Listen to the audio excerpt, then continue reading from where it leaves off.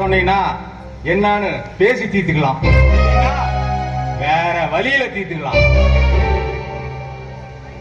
இப்பதான் நீ பாயிண்டுக்கே வந்திருக்கிற.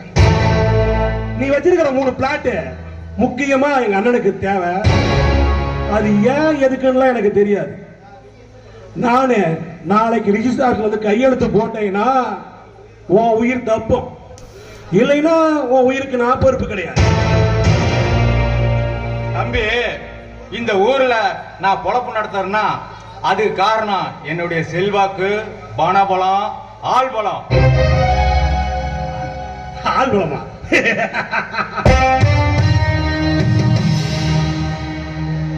நீ பேசுறது என்ன பெரிய லெவல்ல.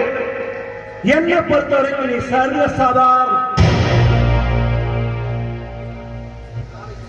நாளைக்கு கையெழுத்து போட்டீங்கன்னா உழப்பு ஓடும், இல்ல உன் பணம் தான் இந்த ஊரை விட்டு போகும். நான் அதிகமா பேச மாட்டேன். அப்படி நான் பேசுறேன்னா பாவம் நீ பொழைச்சு போகணுங்கிறதுக்காக மட்டும்தான். நீ மரியாதையா பொழப்பு நடத்தணுங்கிறதுக்காகத்தான் நான் மரியாதையா பேசிட்டு இருக்கேன். ஏய், இந்த பூச்சாண்டி வேலையெல்லாம் என்கிட்ட காட்டாத. நான் கையெழுத்து போட மாட்டேன். என்னடா உன்னால பண்ண முடியும்? கையெழுத்து போட மாட்டியா? உன் தலையெழுத்து மாறி போயிருந்தா. குடும்பம்னு சொல்ல எனக்கு யாருமே கிடையாது. ஆனா உனக்கு அப்படி இல்லை.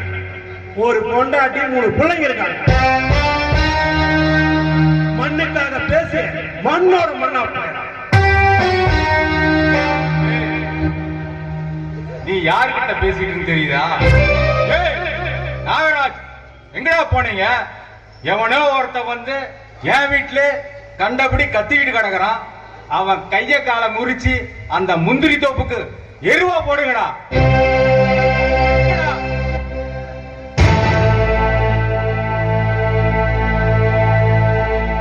சேட்டு, உன் ஆளுங்களுக்கெல்லாம் எப்பயோ வச்சுட்டியா வேட்டு?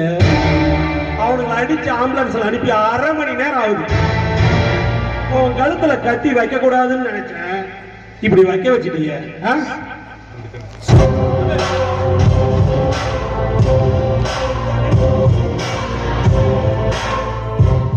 தம்பி, நீ காட்டுற இடத்துல நான் கையெழுத்து போடுறேன்பா. என்ன நிமிஷம் கூட